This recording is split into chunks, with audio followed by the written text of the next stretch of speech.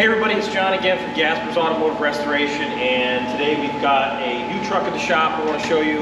This is a 1941 500 Series American LaFrance.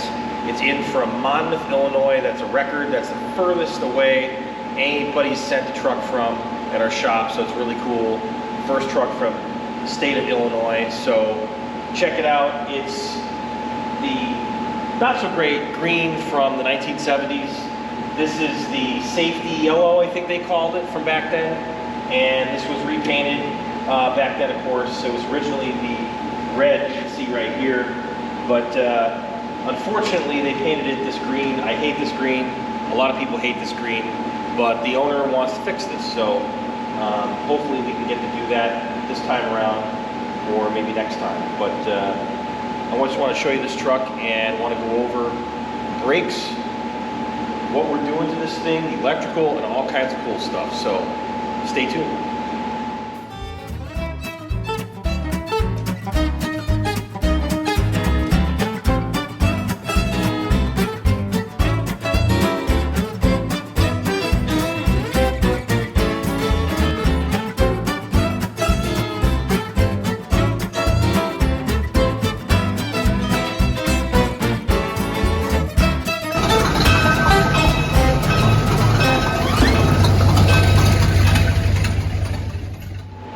Okay, and just a little side note, I wanted to show everybody this transmission that we're rebuilding here.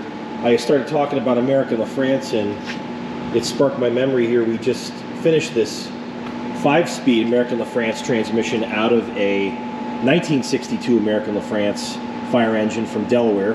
The customer's coming up to pick this up today, actually, and we completely rebuilt this 5-speed. We put a new throw-out bearing on there, cleaned everything, replaced the grease tube on there. That was bent.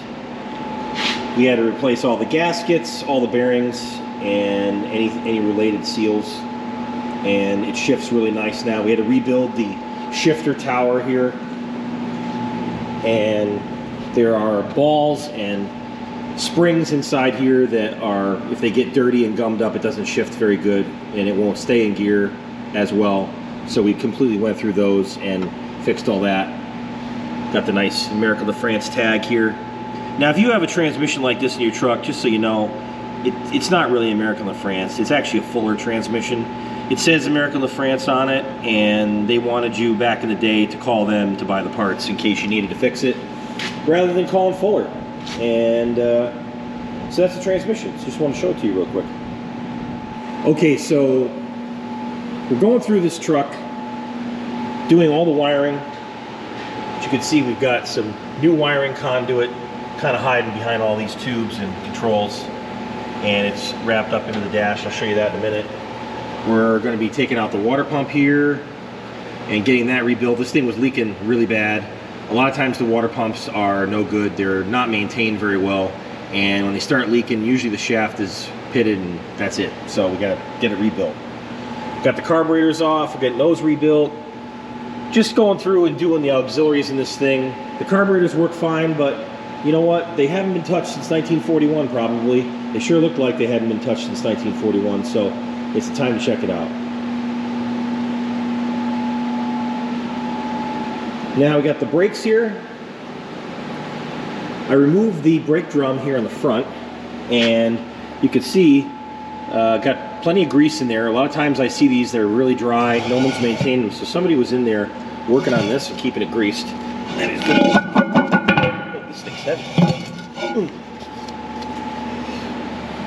Flip it over here. You can see, yeah, there's plenty of grease. There's some more. But the inside here is, you know, got grease on the stopping surface here. That's no good. We got to clean that up. This wheel cylinder and grease, it's just, look at it, it's just a mess. We got to fix this. Clean this all up. Gonna get these cylinders, these wheel cylinders rebuilt. Gonna get the shoes redone here, and we're gonna turn the drum. So we'll get that cleaned up. Now, I wanted to show you today a little instruction on brakes and how to remove the rear brakes. The front brakes are pretty easy. It's basically take the nut off and pull the bearings out, and that's it. Well, the rear brakes are a little bit, if I could talk, The rear brakes are a little bit more complicated now. On these trucks, if you have a fire truck or any truck really with full floating rear end here, basically 1 tons and up, you have to pull the axle out. So I've removed the tires already, the wheels, and we're going to take this axle out, and I'm going to explain how to do that. So first thing, you're going to take all these nuts off.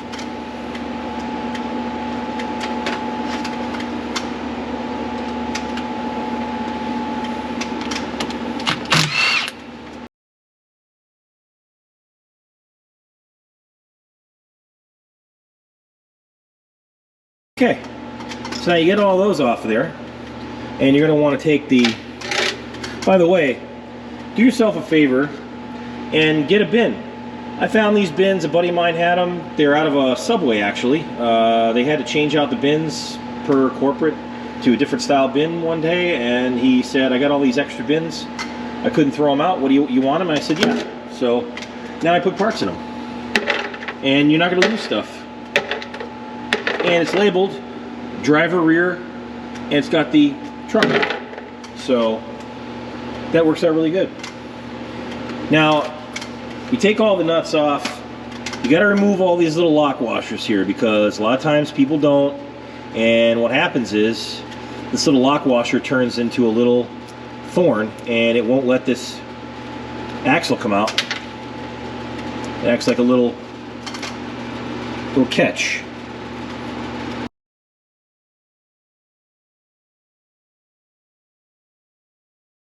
Now the other thing here too is these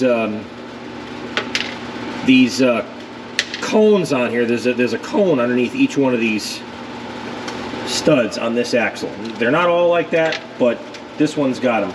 And you'll see right around the stud right here, there's a little cone, and you'll see there's a little split right there in the cone, and that lets you know that that's a cone, and you have to break that loose and remove that, all of them, before you can take the axle off. So on this, they conveniently installed these pusher bolts, and this bolt right here is the pusher bolt, and it's threaded into the axle here, and it pushes against this piece here. Give it a little bit there, and there's another one down the bottom. A little bit more here. You can see the axle starting to move.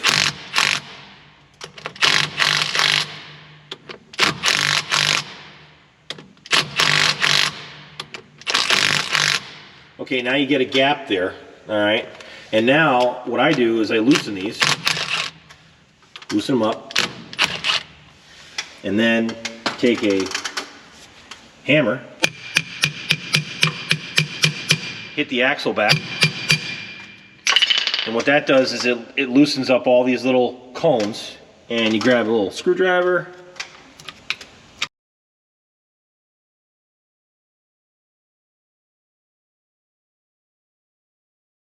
Okay, now I've removed all the cones. Took a couple minutes. I had to put the camera down. And one thing here too, I've got an additional bucket here. You see on the floor is a little bit of oil. What happens is you get oil when you drive the truck and it tilts from side to side on the road. You get the curve of the road. Some of the gear oil is supposed to go to each side and lubricate the bearings that are in here. So when you take the axle off, you're going to get some oil draining out. It's not going to drain out the whole rear end, so don't worry about that, but it's going to be residual oil. So you're going to want to get a little bin like this and put it underneath here to catch any of that oil. I don't think we're going to really need it today, but it looks like there's not a lot coming out of here, but that's what you do there. Then you take this axle out. Oh, there we go. There was some. Not bad. Little ooze coming out. Now this axle shaft comes all the way out.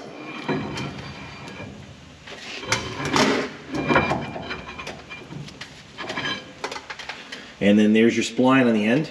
This engages with the gear inside the meatball and it drives your wheel. Now, you've got this nut here, and you can see that a lot of people use chisels and hammers to take the nut off. And I used to do that too. I'm guilty, but you really should get the right tool. And this is a wheel bearing nut socket. You can buy these at your local auto parts store. I got this one at O'Reilly's, and this is a 2 7/8, and it's 6-sided. They're either 6-sided or they're 8-sided. Most of the time it's 6. So this one here, it's worth buying it if you're going to work on your truck. You own these fire trucks. You're going to keep one for years and years. You're going to need to service this wheel.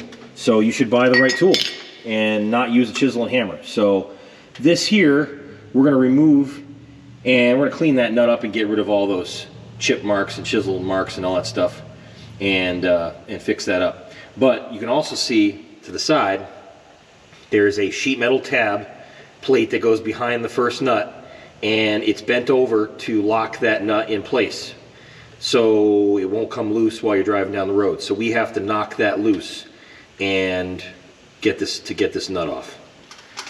Okay, now I've got that plate, you could see, has been flattened out. I use my chisel and punch and hammer, and now we're going to get this nut off of here. Hopefully this socket will fit on there with all these chips on there. And it looks like it's not going to fit with all those chisel marks. Gonna have to hit this guy on. Okay, got the socket on.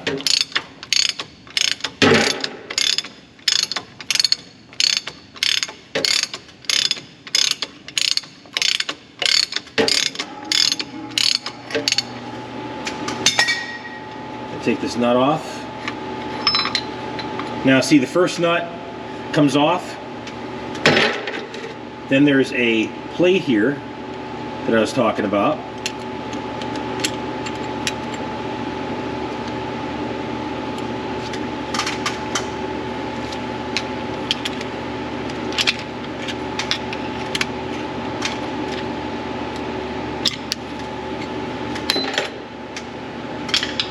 Now there's a second nut in the back. Now this nut is the one that actually holds the wheel bearing onto the truck and adjusts the tension in the wheel bearing. So you always want to check that when you're going to put this back together. You got to make sure that this nut is torqued correctly. You don't want it too tight where you can't turn the drum very easily, but you also don't want it loose where the drum shucks back and forth inwards and outwards on the axle. It's got to be set just right. Usually it's a certain torque and then you back it off a quarter turn or whatnot, but basically if you do it by feel, there's no slop this way in and out, and it rotates, you know, somewhat freely. It should be fine, and you should be getting down the road pretty good.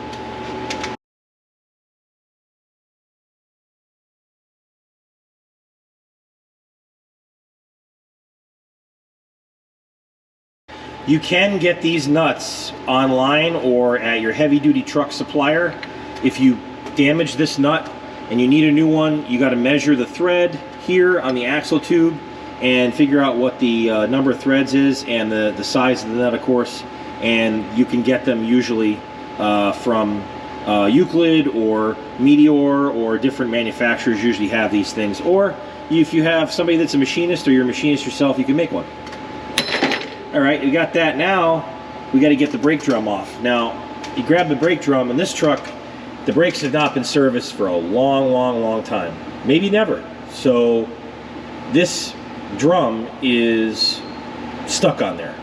So we've got to go and release the mechanism in the back, the adjuster, so that we can get this drum to turn. Okay, everybody, now we're behind the wheel here. Okay, so we got the drum out front and we got to get in the back here. This is where the adjusters are. Now you have two cams down here. These are fine adjustment for the heel. This is the heel adjustment for the shoes, it's called. And then you have the toe adjustment, which is up the top over here, which is this nut here, and there's one over on the other side there. So basically you have your heel and your toe adjustments. The easiest one to loosen is the toe adjustment up here. You take your 11/16 wrench and you're going to rotate this. You're going to rotate this adjuster towards the center line of the axle tube. So you're going to rotate. I think I've got it loosened all the way. I had it was stuck. So that's tightening. If you go this way, towards the center of the axle tube, that's loosening, okay? And then down here, you've got the lock nut here. You got to loosen this lock nut. Now, you just have to loosen those nuts. You don't have to take them off. You don't want to take them off. And then there is a flat cam here. There's a flat here, and you put it on. Usually it's a 1/2-inch wrench, which it is here. And you rotate this cam. Now there's, on the end of this little cam, I'll show you once I get this thing apart and it's clean, there's a little dot on the end here. But the little dot on the end here is hard to see, but it will point towards the middle here on each one. This one points this way, this one points to the center line of the axle tube right here. So this one appears to be, I don't know where it is, which direction it is, but I'm going to try to rotate this whichever way it starts to loosen.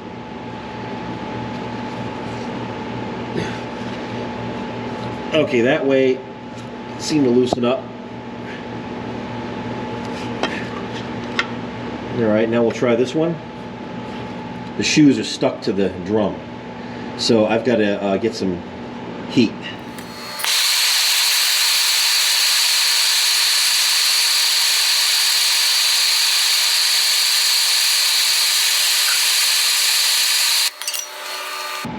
Okay, that is still really tight there. So I got to take this off. Usually you do not have to do this. You got to take this nut off here. And you got to bash this thing with a hammer.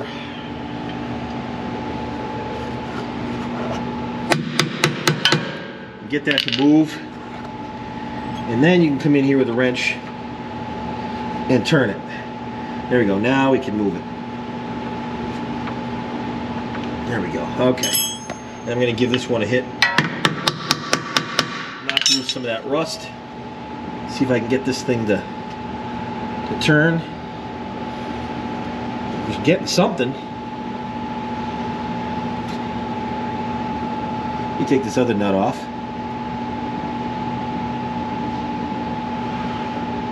Luckily everything's coated in a nice layer of grease and oil. If it's leaked out of here over the years, so it makes it easy to take apart. It's not rusty, so that's nice.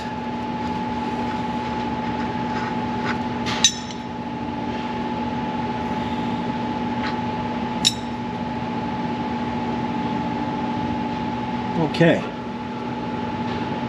All right. Good.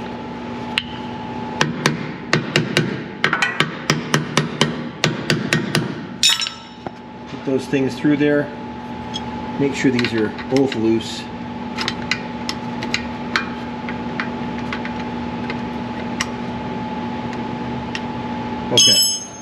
Okay. All right, now we're up here. We're going to try to take this drum off. And basically you just pull this thing back, you take this bearing out here. Okay, now there's a ring here. I didn't see this. There's a spacer ring in between the last nut and the bearing, so this here had to come out next.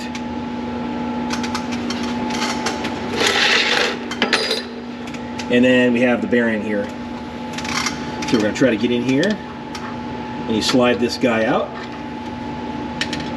making sure you don't drop it on the floor. Okay, and that's in really nice shape. Okay, now I got the battery out, the bearing out. What I did was I slid the drum out a little bit to get the bearing to move, and I pushed the drum back in. Now I'm going to take the drum off.